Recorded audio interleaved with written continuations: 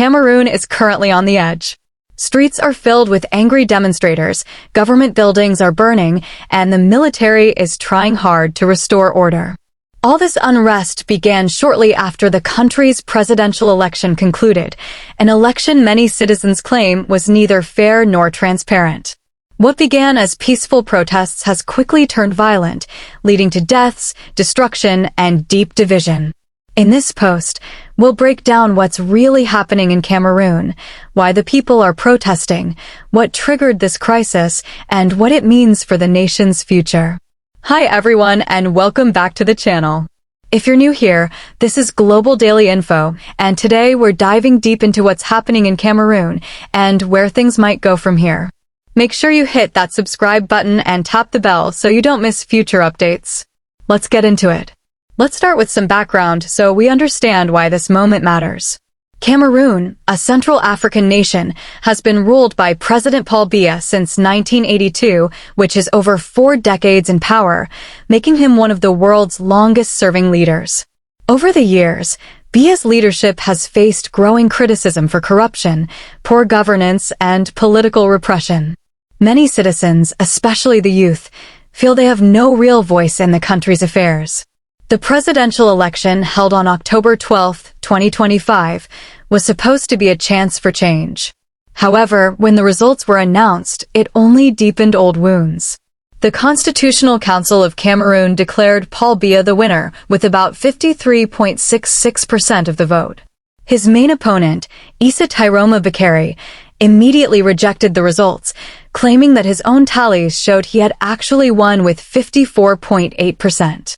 This disagreement struck a nerve. Many people already believed the election system was rigged to keep the ruling party in power. Cameroon has a history of elections criticized for lack of transparency, limited press freedom, and intimidation of opposition supporters.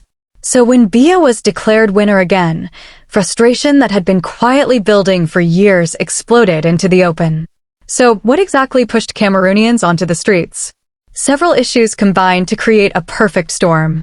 First, irregularities at polling stations were widely reported. Voter rolls allegedly contained the names of deceased persons, while some eligible voters couldn't find their names at all. Some polling centers were moved at the last minute without proper notice. Observers also reported cases of ballot stuffing and inconsistent counting procedures. Second, opposition supporters say there was limited transparency during the vote counting process. In some regions, the results were announced late or not at all, raising suspicion of manipulation. Finally, the election outcome hit a population already frustrated by high unemployment, poverty, and inequality. Many young Cameroonians see little opportunity in their homeland, while the political elite continue to live lavishly. This growing resentment quickly turned into anger, and the disputed election results became the spark that lit the fire. Soon after the official announcement, protests erupted in major cities such as Douala, Yaoundé, and Garoua. What started as peaceful demonstrations calling for justice soon escalated into violent confrontations. On the ground, the scenes are tense and chaotic. Protesters have built roadblocks using burning tires, destroyed public infrastructure, and in some cases, attacked government offices and vehicles. Videos circulating online show groups of young people chanting for Biya's resignation, waving placards that read, "Our votes must count." Security forces have responded forcefully. Riot police and soldiers have used tear gas, rubber bullets, and even live ammunition to disperse crowds. Reports indicate that at least 4 people have been killed and dozens injured during clashes.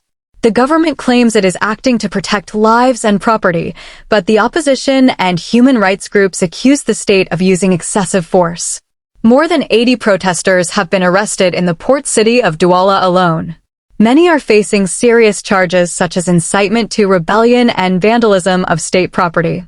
In addition, the government has blamed criminal elements for the vandalism and looting, insisting that peaceful protesters were infiltrated by troublemakers.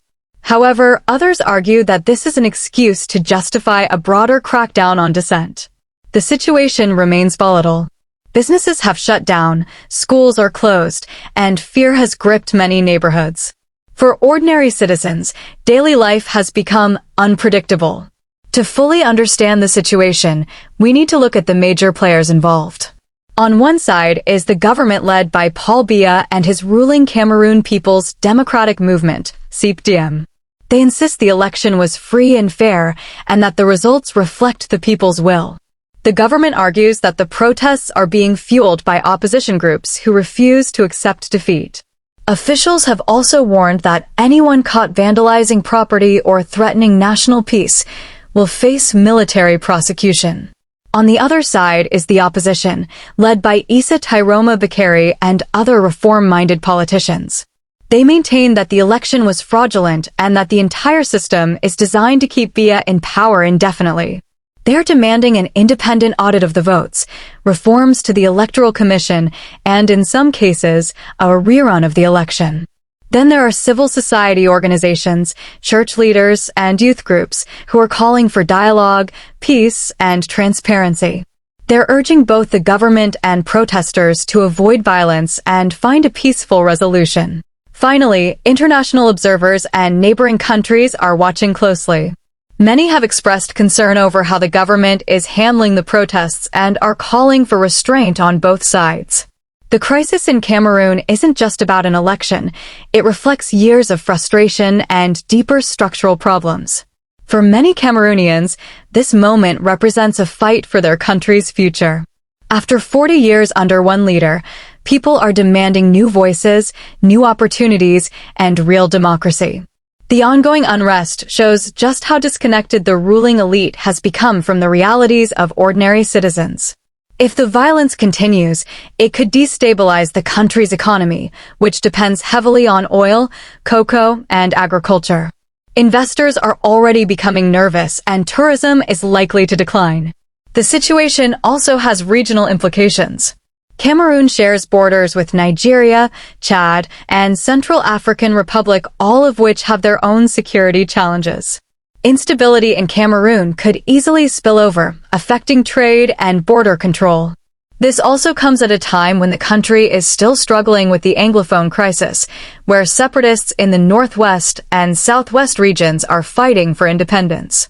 The current protests could worsen that division if the government fails to act wisely. So, what happens next? There are a few possible scenarios. The government might tighten control, increasing arrests and even cutting off internet access, as it has done during past crises. This could temporarily silence dissent, but would likely deepen resentment and push protests underground. Alternatively, the opposition could continue mobilizing. If they can organize peaceful demonstrations and gain international attention, they might pressure the government into negotiation or electoral reform. Another possibility is mediation, perhaps through regional bodies like the African Union or ECA's, Economic Community of Central African States. They could help broker talks between the government and opposition, preventing further chaos. However, the worst-case scenario would be prolonged violence. If clashes intensify, Cameroon could face an internal security crisis similar to what has happened in parts of Sudan or Congo, something no one wants to see. The future of Cameroon now depends largely on whether the government chooses dialogue over force and whether the protesters can maintain unity and discipline. To wrap up, Cameroon is standing at a crossroads. The 2025 election has exposed deep cracks in the country's political system. Whether the nation heals or breaks apart depends on how leaders and citizens act in the coming days. Will the government listen and open the door for reforms, or will it cling to power and silence dissent? Will the protesters remain peaceful and focused, or will anger take over and destroy the very thing they're fighting for? Only time will tell. If you found this story insightful, please share it with someone who needs to understand what's happening in Cameroon, and don't forget to subscribe for more world updates like this. What do you think will happen next? Drop your thoughts in the comments below. Please add other video we have and see you in the next upload.